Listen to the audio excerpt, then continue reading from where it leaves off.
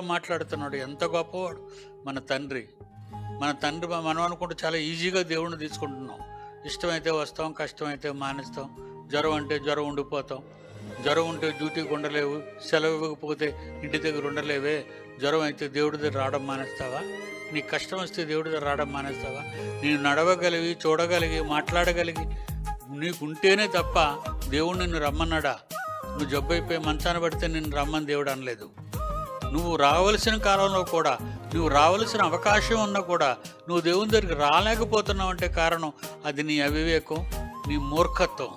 నువ్వు దేవుడిని కావాలని నిర్లక్ష్యంగా చూస్తున్నావు. దేవుడిని దూరం అని, భారం అని, టైం అయిపోయిందని, నేను ఉండలేనని, ఇలాంటి లేనిపోనివన్నీ పెట్టుకొని నాకు ముడుకులు నొప్పని, భుజాల నొప్పని, కాళ్ళు నొప్పని, రకరకాల కారణాలు మనం చెప్పుకుంటుంటాం.